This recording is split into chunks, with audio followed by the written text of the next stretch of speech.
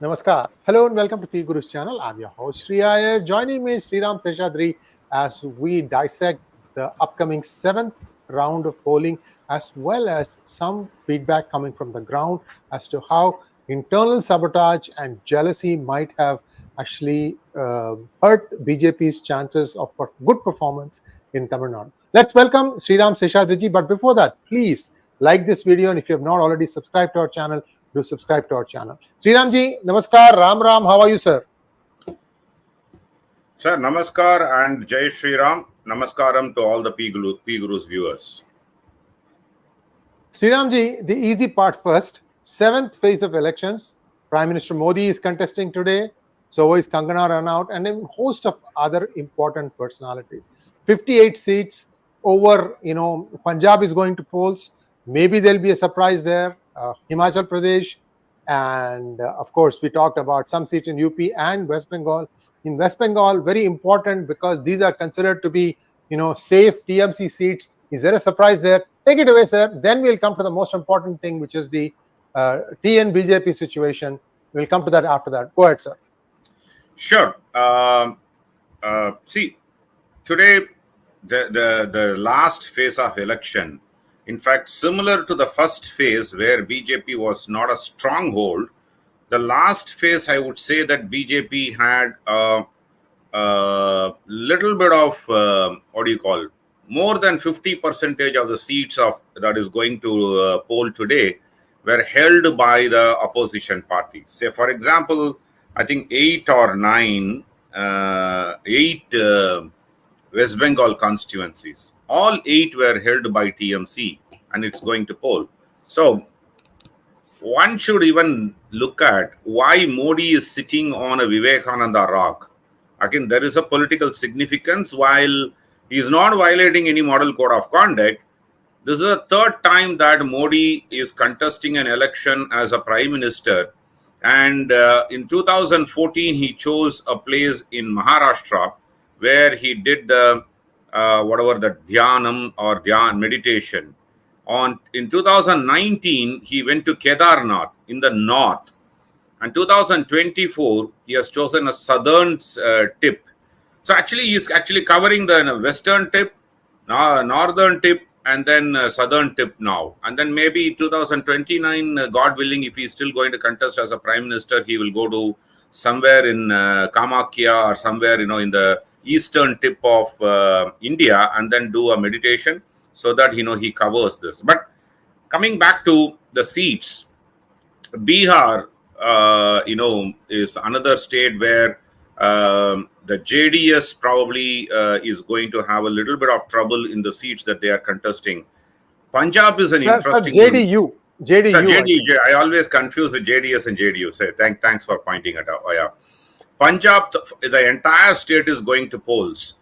And Punjab has been a very weak state for BJP, but this time somewhere around, even though they won 3 seats last time, they may win 4 seats this time. So all put together, today is going to be one crucial election for many parties, including TMC, Trinamool Congress, and Samajwadi Party, because some of the seats today going to poll in Uttar Pradesh, including Varanasi, going to poll today in Uttar Pradesh, and some of the seats are held by Samajwadi Party in 2019. So a mixed bag election happening today. And one of the primary reasons why Mamata Banerjee avoided or announced much ahead of any other leader, that she is not going to be participating in today's so-called INDI Alliance meet, 1st of June. Of course, Tamil Nadu also we talk about Stalin didn't go. And Mamata Banerjee announced that she is not going to participate because she knows very well that out of 8 seats, there are 2 seats that BJP probably will win, and then 6 will be with Trinamool Congress. But if she actually went to that meeting today, it would have been reversed. 6 seats would go to BJP and then 2 for TMC. That's a ground reality, dear viewers. The reason is Mamata Banerjee has always, her political opponent had always been Congress and communist.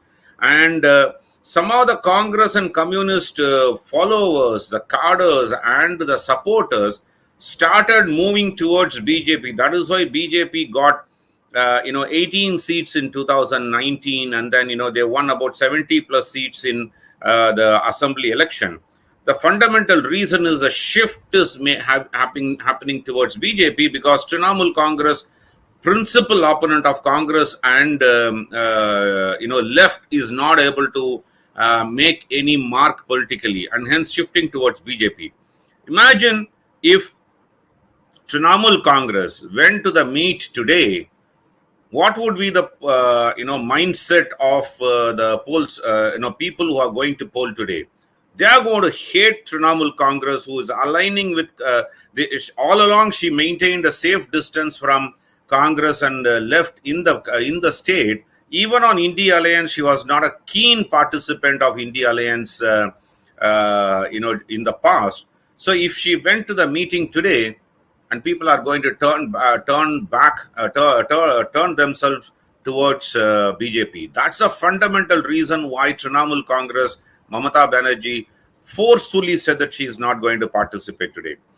Viewers, on 4th June, Congress is going to face a major harassment, not just on the outcome of the polls, but from the INDI Alliance partners.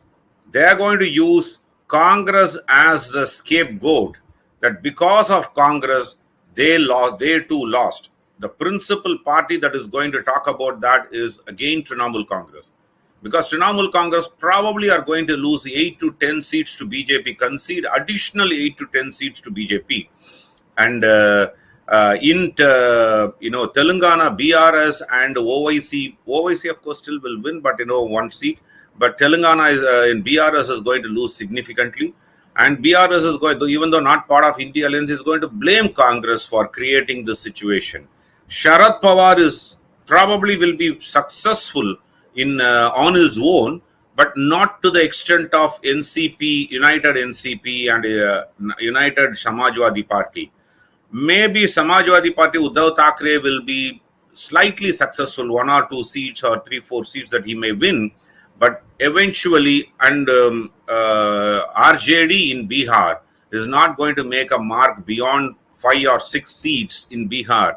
So all of them are going to blame Congress except Stalin. Because for Stalin, I still feel that 33, 34 is what, the entire DMK combine will win in Tamil Nadu, and may even go further if ADMK, doesn't win even the 0 to 2 seats that I'm talking about in Tamil Nadu. So, except Stalin, Congress is not going to have a friend on 4th of June. That's a ground reality. That's why Congress came out yesterday in a hurry to announce that they will not participate in an exit poll debate on 1st of June. The reason is, they don't want to be humiliated. They don't want to be harassed. And they know that, always I have been telling in many programs in PGurus and other channels, the politicians know far more better than any analyst and psephologist. The politicians know what their fate is.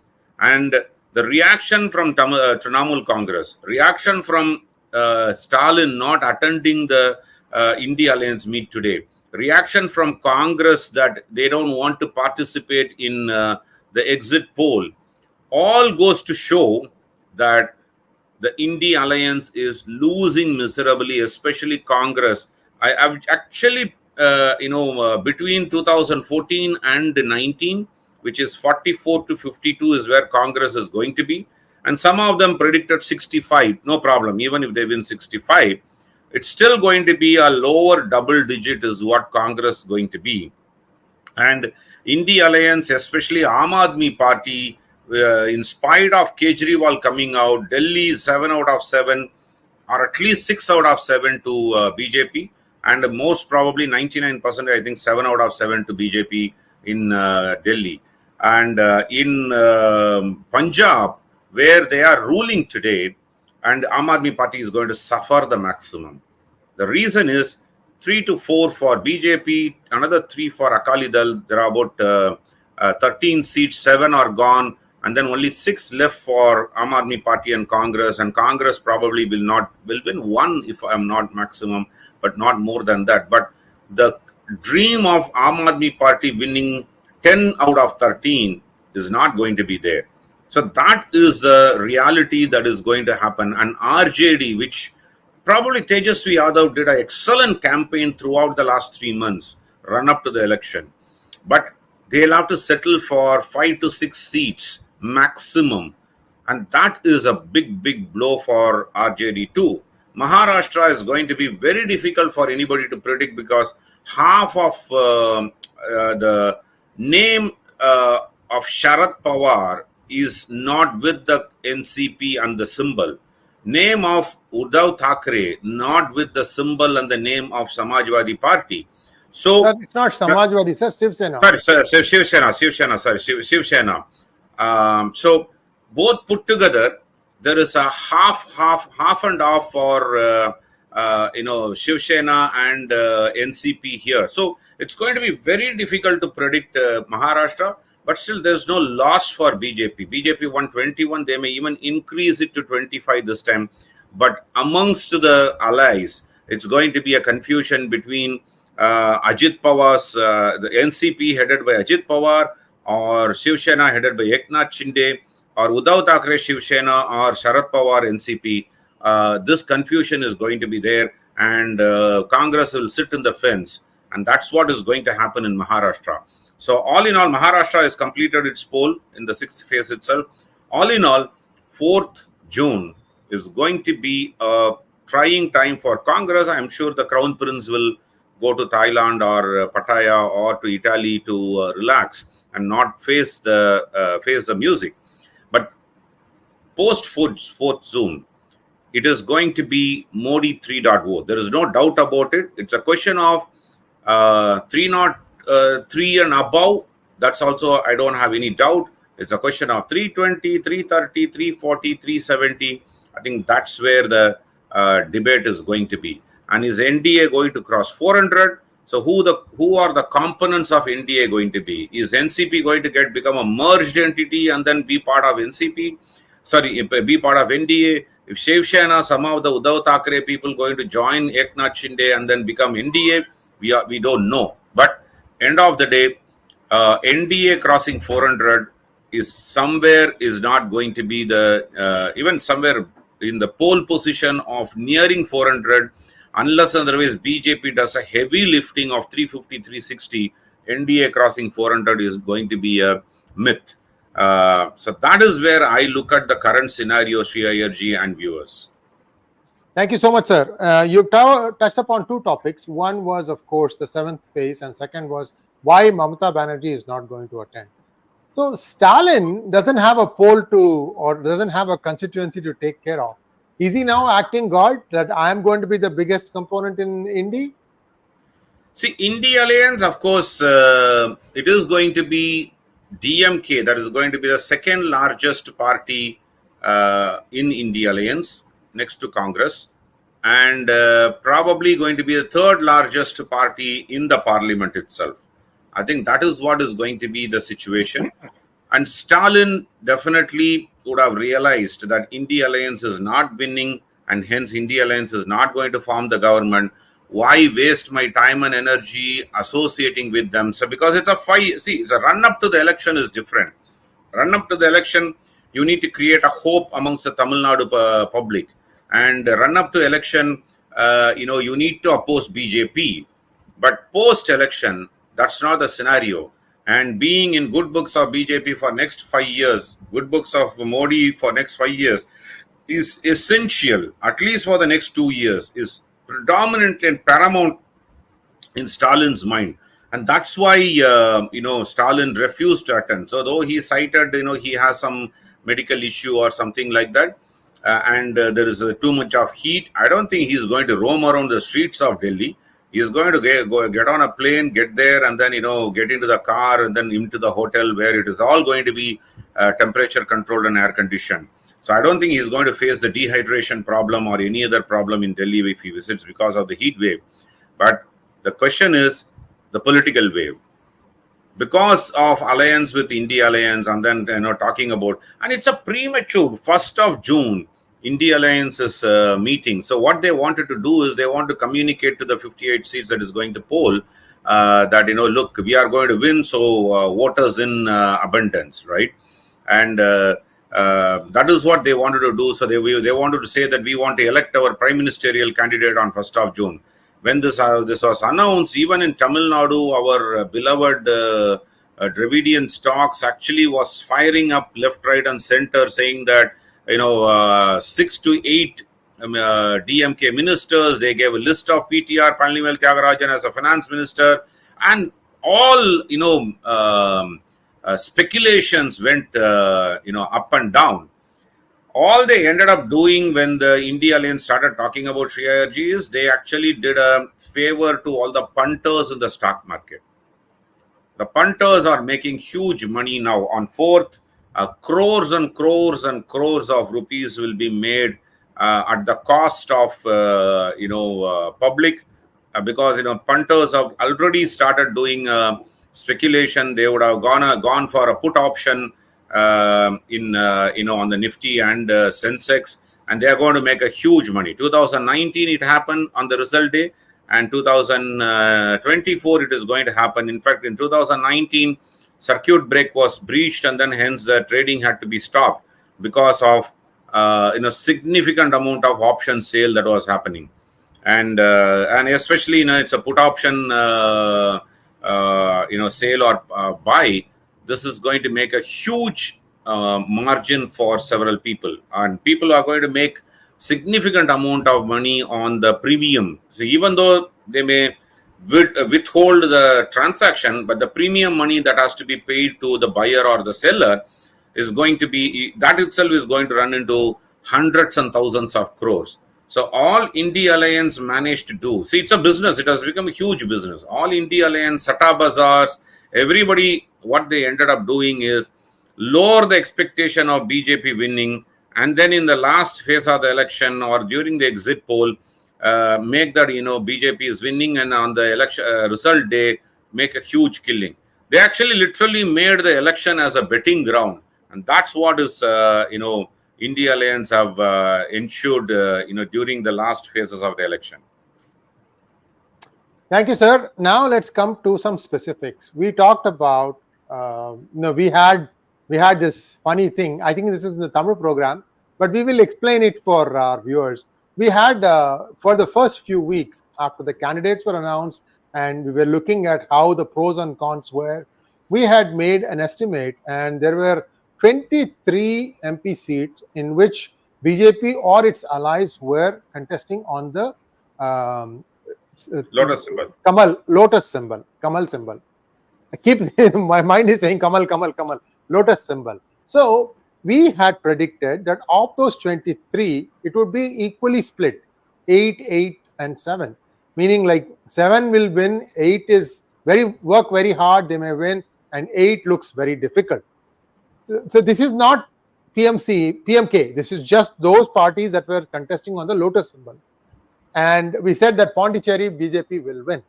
Now, what is coming out, and this is something that we had expected, because Sriram Seshadri was very frank in his observations that the way the tickets were distributed was far from ideal. See, the thing is, there was a wave because of Modi and Annamalai, but the wave needed some more fans to just keep pushing it. A lot of things had to fall in place. We had been crying, screaming from every rampart for the last 6 months, establish a booth game. And turned out there wasn't one. So if Annamalai is spending so much time on the road connecting with people, where was his Amit Shah? And in fact, I'm going to ask you this question, sir. Who is Annamalai's Amit Shah? I don't see as one single person, but there are multiple people that he was trying to groom, say Amar Prasad Reddy or AP Muruganandam of the world. But I don't, and SG Surya could be the second in line, or the young people, right? Young people that he was trying to groom, Aswathaman, young people that he was trying to groom. but nobody was there. Nobody is there to do the booth. See, one thing that I have been saying for quite some time. So I want to do a bit of a clarification. What we did that the green, red, amber, green, right? A green which is 7, where they are in the pole position or position to win. 8, if they work hard, at least they will come to the second or something. And another 8 where there's no hope at all, right? Because the constituency is like that, and then it is a stronghold. So doesn't mean 23 that we talked about. There was a chance of winning. I always predicted that 3 up to, for NDA, up to 8 possibility to win. I think that was what the prediction, but they could actually maximize it to 10 to 12 if there was a hard work that happened on the ground. Yeah, I think we have been telling this for quite some time, even before the candidates were announced. So a lot of people asked me after the last week's program that we did on Tamil, and I did another one on another private channel called Chanakya. There was a lot of trolls that was happening, saying that, oh, this guy changed sides. He became 𝗣𝗽𝗻𝗼𝗫 Palanichami's stooge and all those stuff. They started trolling me on that. But what eventually they failed to realize is I was the only guy in the media for last 2.5 years or more than 2 years saying that BJP should not align with ADMK and then form its own alliance headed by BJP. I was the only guy. Maybe another person in the entire Tamil Nadu would have talked about it, was anomaly. But otherwise in the media, I was the only guy. All my friends were all pitting for ADMK alliance. Even second line leaders were gunning for an ADMK alliance, and I was the only sole voice that was shouting on top of the voice why BJP should form its own alliance. The reason for that is to grow. And last week I explained, I think 2021 fiasco by Edappadi, that he wanted what is in it for him, the party or the government. So he chose the party over the government. Otherwise, the AMMK could have been accommodated, and he could have won 39 to 40 seats additionally, which would have ensured that ADMK coalition government would have been in place in 2021, right? Or a very weak DMK government which would have fallen apart in a few months' time. So that could have been the possibility. But eventually, I kept quiet for about a month and a half when the elections were happening in other part of the country, and I just wanted to be frank on what is going to be the prospects of win or lose. Then I just made my prediction as 0 to 2 for BJP and 2 to 5 for NDA. Otherwise, where I was talking about 0 to 5 for BJP and even 2 to 5 for BJP before, and 5 to 8 for NDA before, just revised it with all the data points on exit poll data and all other data points that I get. 0 to 2 for BJP. Why I'm not saying 2 confident and then 0 to 2? I'll even talk, and I did not include Coimbatore in that. There are some pollsters who say that Coimbatore anomaly win. I did not include Coimbatore in that for my own reasons. It's my personal opinion. It is based on the data that I have. It is based on the exposure that I have and the analysis that I did, the entire 3 or 4 elections analysis, how the voter perception had changed based on the leadership, charisma, etc. Right? And end of the day, there is also some amount of intuition that comes into play.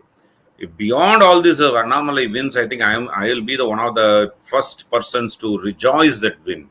Okay, so if beyond that, if BJP wins about 10 to 12 seats, probably I will be one of the most happiest people in the entire country, including Tamil Nadu, because my personal fight is against the Dravidianism. So that is why my ideological alignment is with RSS. Personal fight against Dravidianism or Dravidian ideology, and hence natural choice is BJP for me and not ADMK also. So, and based on this background, when I do the analysis of 0 to 2, why I say 0 to 2 for BJP is Tirunelveli and Vellore is where I was targeting BJP would win. I'm still sanguine to fact that this too can be a probability. But there are reports that comes from the ground that some Yadava consolidation did not happen in Tirunelveli for Nainar Nagendran. Nadar, Hindu Nadar was being broken into by Anita Radhakrishnan for DMK-led alliance, which is a Congress candidate. So all these put together puts a difficult situation for BJP, but still I am very confident that Nainar will cross the minimum required and then win. Maybe a margin may be under question, but I am still confident that Nainar Nagendran may win the election. Vellore, again, when we look at the data that we get, it's going to be a very difficult composition. And how I'm going to look at it is how much Nam Tamilar Katchi, NTK, is splitting. If they are splitting 30 to 40,000 votes of 1 year votes, then it is advantage 𝗚𝚎 𝗠𝚅 in Vellore. Kanyakumari, a lot of people said that Kanyakumari 𝗚𝚎 𝗠𝚅 is BJP. BJP candidate, yeah. NDA. BJP is contesting in lotus symbol. So I would consider him as a BJP, candidates himself. Kanyakumari, Pon Radhakrishnan, I always maintained it. If you look at, when we discussed Sree Iyer that, it is going to be a lost seat for BJP. I had my own reasons for it. But now what happened, Kanyakumari can turn around and then there could be a possibility of win. But I'm still confident that, it is going to be a Congress win there. The reasons I have is, we all know that in an IPL or a World Cup cricket match, whether India will qualify for the, from the qualifier to move to the next round of, selection, we all look at sometimes, India on its own would not have the points, but we'll say if Pakistan and England, if England wins with this run rate, and in New Zealand versus South Africa, if New Zealand wins with this, all the other players' permutation combination will push India to the semi-finals or quarterfinals, right? So that is how the situation for Pon Radhakrishnan is. If ADMK gets their share of 1.5 to 2 lakh votes, and if Nam Tamilar Katchi, NTK candidate, who's a popular candidate, breaks over and then gets about 75,000-80,000 or even 1 lakh vote, then there is a probability of Pon Radhakrishnan comfortably winning or in the pole position. But all these ifs and buts of others' performance cannot be the reason for any pollster to say BJP is winning. So that is one reason that I'm still not considering Kanyakumari. I'll come to Coimbatore last, sir, because that is going to be a little bit of heartburn for many people, but I need to talk about it. Then we talk about South Chennai, because that's one of the airdropped. 𝗤𝚅 𝗠𝚅 was airdropped 3 days before. If BJP decided to contest or put 𝗤𝚅 𝗠𝚅 as the candidate, should have done it 6 months in advance. 6 months in advance, bring her onto the ground, make her to work. You can't just like that come 3 days, because it's not a Uttar Pradesh or Gujarat where anybody contesting in lotus symbol will win. That you can just introduce a new candidate at the last minute and then that guy that person wins the election.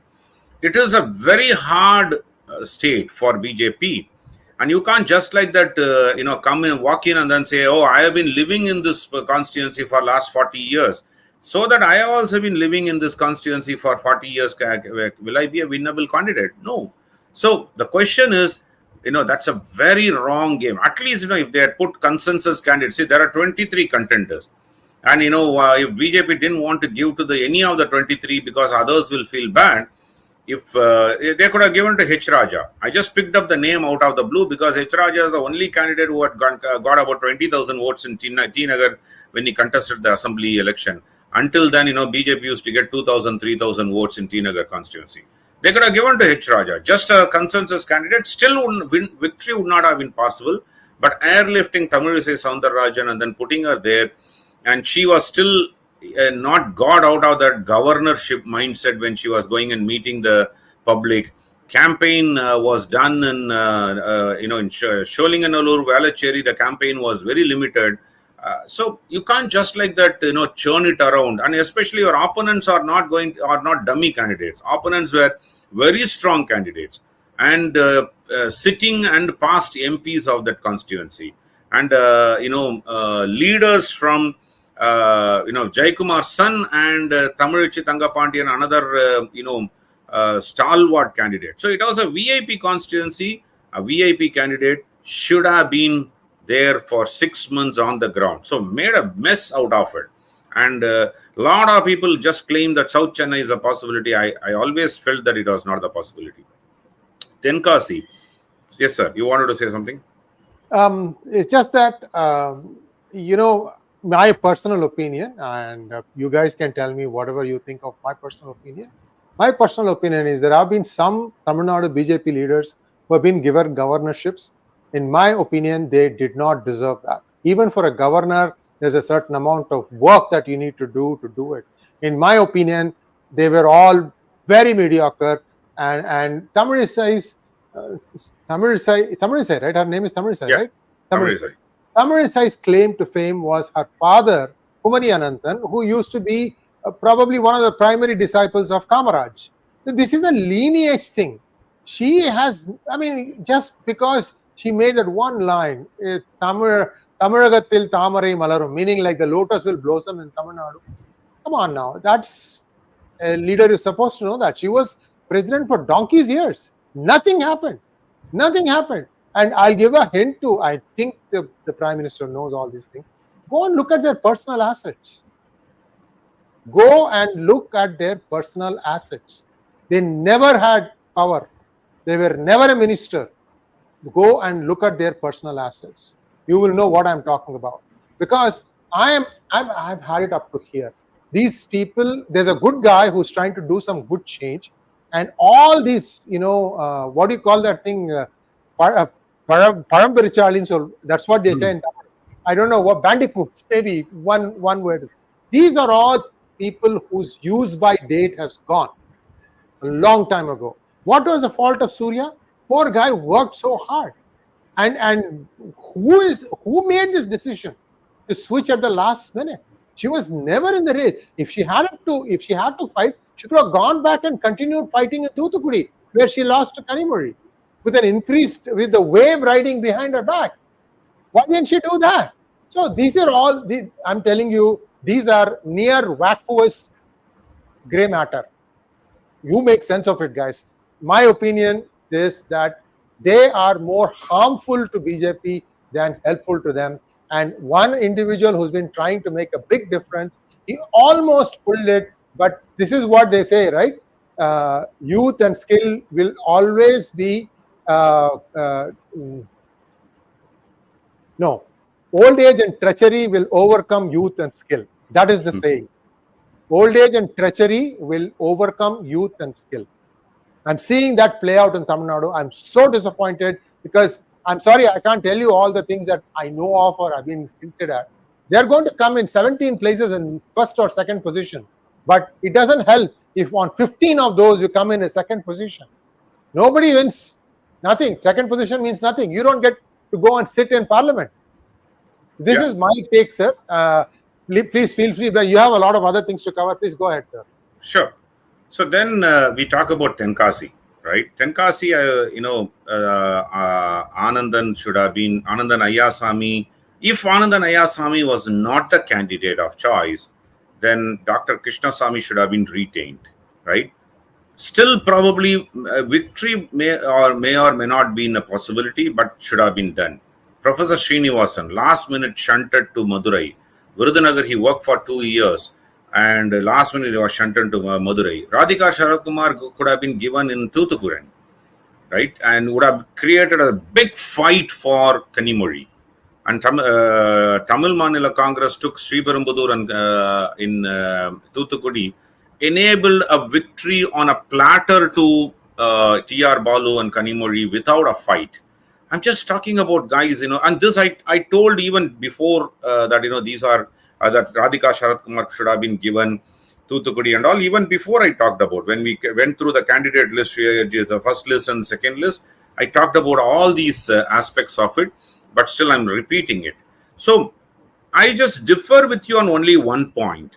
When you said, 15 if you are on the second, yes, absolutely right, because second means you don't get a back row seat in the parliament. It's a first, and win gets a seat in the parliament, others don't. But what I see when you come on second on 15, 17 seats is still a win for me, for BJP, because what success means is a definition. So winning 10 seats is a success, then that's a definition. But to me, if BJP on its own crosses 15-16% vote share, that's a win. Some may argue, in 2014, when Pon Radhakrishnan was the president, BJP won 23.5% in the constituencies they contested, and 18.5% in as a combine. Yes, but in NDA that time BJP was a junior partner. That point in time, DMDK and PMK were the heavy lifters in that. DMDK came with a 10.5% vote share in 2011, and PMK had about 8 to 10% vote share. So they came in, and of course, yes, there was a big victory. But Pon Radhakrishnan's victory in Kanyakumari, when Jayalalitha and Karunanidhi were alive, was a big thing. Dharmaburi victory by Anbumani Ramdas was a big victory. I'm not taking away that. But now BJP contested in 23 places under Lotus. So in the large volume of contest candidates that they have put in, 15 to 16% itself is a huge success, because that is your voter base. And I won't be surprised if it crosses 20 and then even touches 22. I'm just pray that, because there are a lot of places BJP are going to get about 30% vote. And there are some places it is going to be just above the two-digit mark. So that is why, I'm not putting 22%, but I'm sure that, if BJP crosses 15% on the seats that they contested, 23 seats, that's a victory to me. Even though, Sree Iyerji, they may not win in those seats, but that's a victory because the party is growing. And that is something that, is a narrative and message one needs to take it to. Now, coming to the NDA constituents that are going to win. I'm going to talk about only 3 constituencies. Once again, Theni, T.T. Vidyanagaran, a bright chance he may win, or he will win. I will even say that. Dharmaburi, Soumya Anbumani, she is probably in the pole position. Third, Ramanathapuram, OPS. In fact, the last couple of days back, I got a message from some of the DMK friends. It looked like the DMK wanted OPS to win. Right? You can take it as a breaking news, sir. The reason is, if OPS wins, Stalin knows very well that there are going to be huge confusion in ADMK. And he wants that. That is going to help him in 2026, because in 2026, if ADMK is united, strong ADMK emerges, then he is going to lose the power. So for him to win, he needs to keep ADMK at its bay and then keep fighting. So if OPS wins, so it's a small sacrifice that DMK wants, and not even DMK, it is a alliance partner, IUML, a small sacrifice of one parliamentary seat, but it's going to ensure a probability of win, or it's going to increase your probability of win in 2026 assembly. Why not? Right? So that is the calculation Stalin made during the run-up to the election, and very confident associates of DMK, think tanks told me that DMK worked towards OPS win. I'm not surprised to hear that. The same set of very prominent DMK leader told me that if we don't win Coimbatore, then why are we in politics? I'm just translating what he said in Tamil. Coimbatore win பண்ணலன்னா அப்புறம் என்னங்க அரசியல்? Which Right? party guy? Which party guy? DMK. Oh, wow. Because for them, loss of Annamalai is a victory. That is the message, right? And that's why, you saw TRB Raja camping there, and then Sabarisan going there multiple times and all those, right? The statement made by the DMK leader is, if we don't win Coimbatore, see, we can lose any seat in Tamil Nadu, but if we don't win Coimbatore, then why are we in politics, right? That's a message that I got. And that's not the reason why I put Annamalai is in a difficult spot, or, difficult to win, or, not going to win, or something like that. The simple reason is the voter turnout and then composition. I just compared three assembly constituencies. One is Sulur, second is Coimbatore North and South. Sulur polled about 350,000 votes, right? And 60 to 70% in the past, DMK has got it. I don't want to just turn it around and say DMK is going to have 40% only from there. So let's say about 60%. It's about 2 lakh vote DMK will get in Sulur. And total number of votes polled in Coimbatore North and South is about 2,40,000. Give or take the number, because I just applied the percentage and the number Election Commission gave. I just put up that number, about 2,40,000 votes. Assuming that 100% is for BJP, just made a wild assumption. Just Sulur and Coimbatore North and South are balanced out. You get what I'm saying, Sree Iyer ji? Then you are talking about the fortress of BJP is out. They're just balancing the other thing.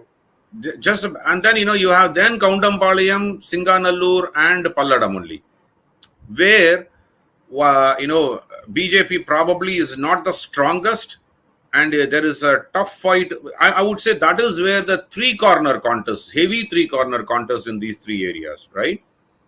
So anywhere between 38%, whichever party gets a 38% vote is a victory.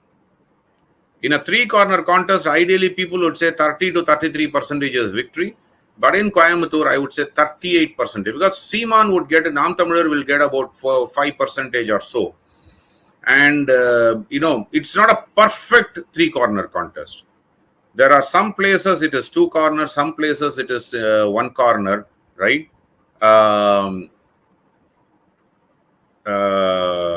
Yes, it is a Happy Holdings. It is a conservative discussion, because on the basis of data that I have, I calculated, I will even put it as 32 to 36% for Annamalai, 36 to 40% for DMK, 22 to 24% for ADMK, and then 4 to 5% for NTK. That is my assessment of Coimbatore situation. And, I would be very glad if my assessment goes 100% wrong.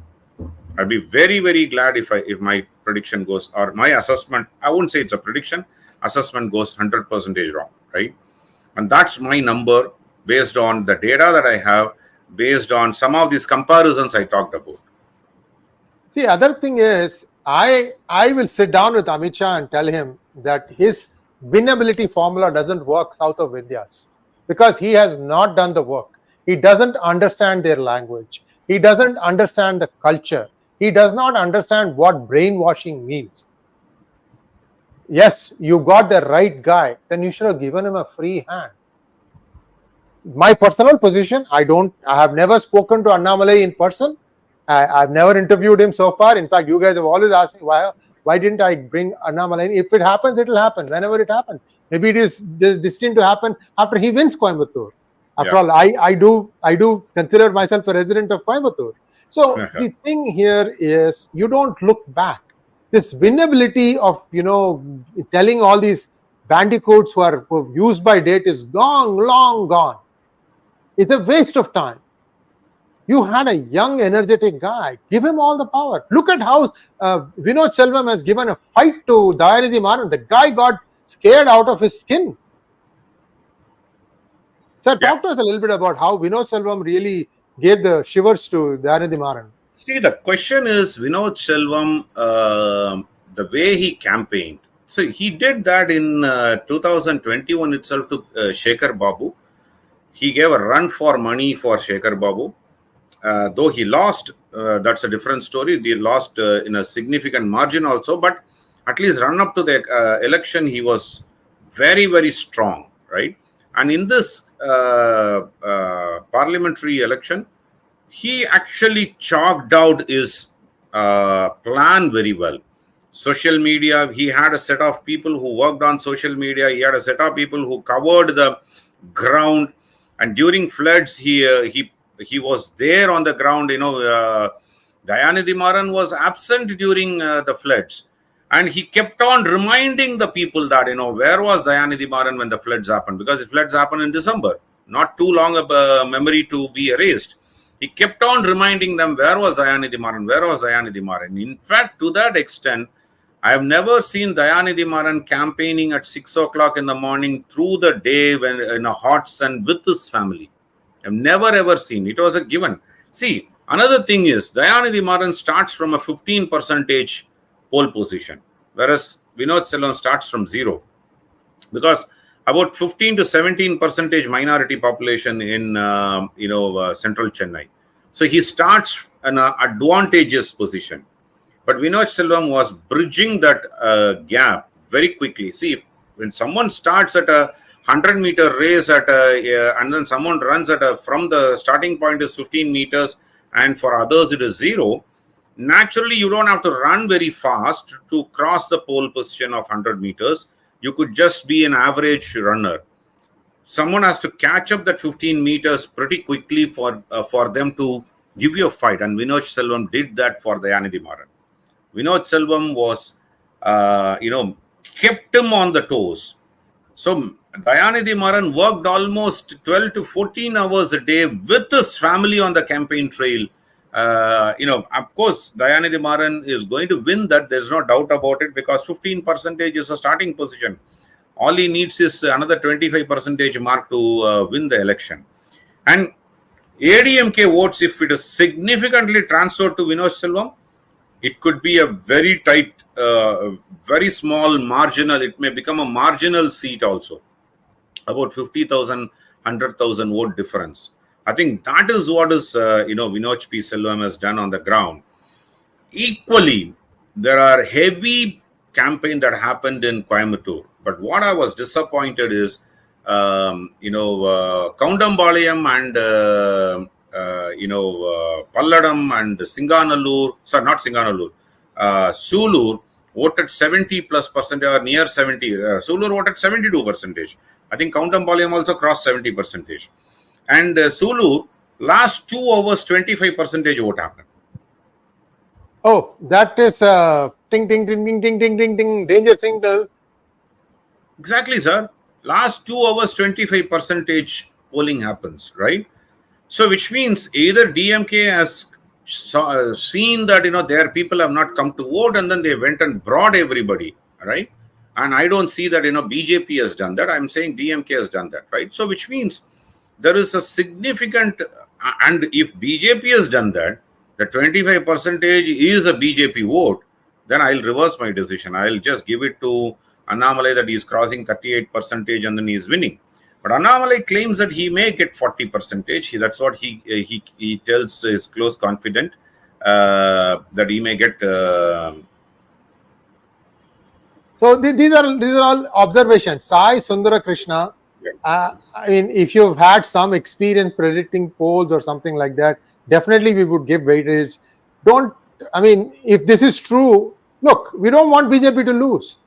What we are saying is this could have been even better because it doesn't matter. Dravida parties are Dravida parties. How many people from ADMK jump ship to DMK, including the Anil minister, the squirrel minister? These were all in ADMK before. These guys have no scruples, let's put it that way. The nationalism needs to take root, and it has taken root, but it needs to start growing into trees with fruits. That's where we are now.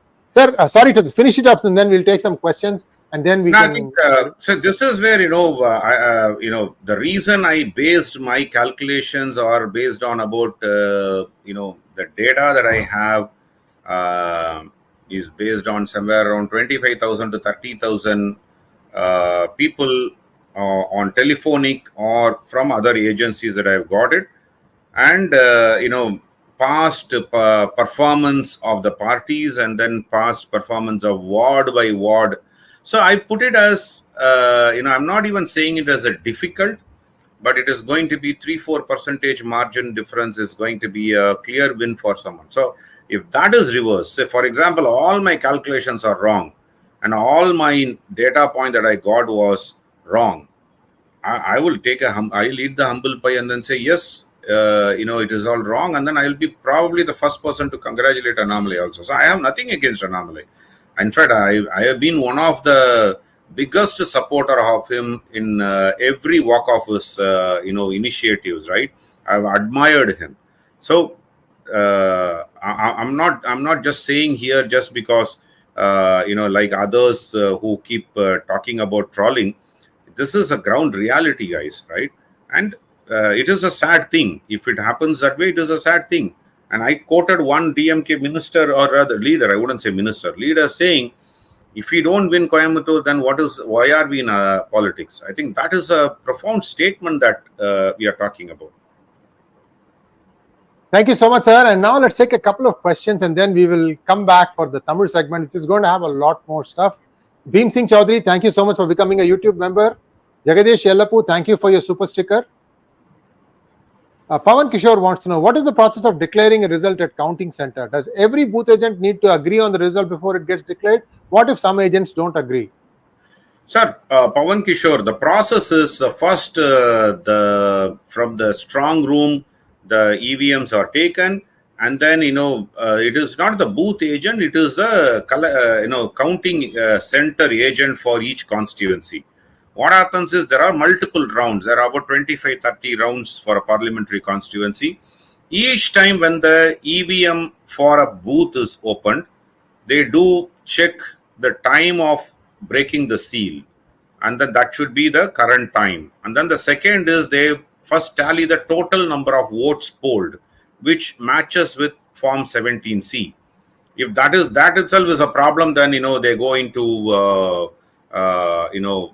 probably, that booth has to be countermanded. So if that itself is a problem, then, compromise has happened, which never happened in the past. Then what happened? They count.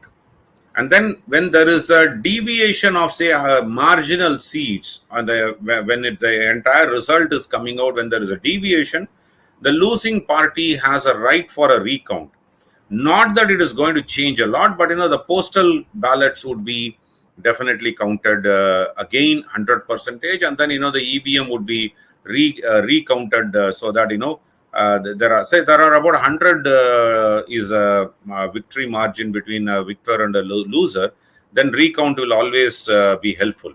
The third thing that they do is 5 booths in an assembly constituency, the VVPAT is taken and then verified. And then just to say that, it tallies with the EVM counting. So that, it's a 5 booths per assembly constituency. So which is chosen by the agents of the party. Now, Election Commission doesn't choose, chosen by the agents of the party. So the 5 booths from each assembly constituency is picked up. VVPAT is checked so that the results can be, confirmed. But these are the results will not be declared on a marginal seats until the VVPAT is counted, but on a large margin seats. If there is a 3 lakh, 4 lakh margin seats, even if it is a VVPAT, there was a problem. 1 or 2 issues. I think there's no problem. The candidate will concede, saying that, okay, I don't want to contest this because anyway, 3 lakh, 4 lakh margin or 50,000 plus margin. They will always, concede that. that brings us to a close of today's program in English. Some of you have already expressed your views that you are disappointed at our findings. Look, we have always been a thermometer. When the patient has a fever, the thermometer will tell you. We are not the doctor. The first task for Amit Shah as well as BL Santosh, whoever is managing South Tamil Nadu, and is to find an Amit Shah for Tamil Nadu. Somebody whose voice will make people stand up on the other side of the call. Find that person, and its discipline needs to be put. Panna Pramukh. Why does Amit Shah insist on Panna Pramukh? Because the feedback comes direct to him from the Panna Pramukh. He will know those people and he'll ask them, what happened? You know, that is the kind of stuff that you need. And anyway, so it's very sad. Why it's very sad? Because we knew this was going to happen. And there were other tricks that these guys have played. DMK and ADMK are past masters at rigging elections scientifically. If you listen to my interview of Pradeep Bhandari, you will know what are all the other scientific rigging things that have happened. For example, in West Bengal, they hit you physically if you happen to be a BJP voter to prevent you from going to polling. In Tirunelveli, a complete agraharam of 250 families could not vote. Not a single vote could be cast. Everybody's name was off. So this is more advanced. Who are you going to go and fight at that point of time that nobody's name is there? See, this is the scientific rigging that these guys have done. Sir, go ahead, sir. No. I just wanted one of the comment that came about my Sulur point was wrong. 2,57,000 polled. I said, okay, maybe I said 3,50,000 votes out of that 72% polled, right? Yeah. That was my point. 225 or so. Yeah, 225 or so. Yeah, so 3,50,000 odd votes are there, and then 72% polled. Out of that 70% for DMK, right? So that is where my rough calculation was about around 200,000 is what for DMK. I think it was a rough calculation, not an exact number. So I just wanted to make sure that my numbers are not imaginary. Thank you so much, Sriramji. And viewers, please like, share, and subscribe to our channel. We'll be back in 2 minutes on Tamil channel. We'll be talking about many things, including the ones that we have talked here. Namaskar. Thank you, sir. Namaskar.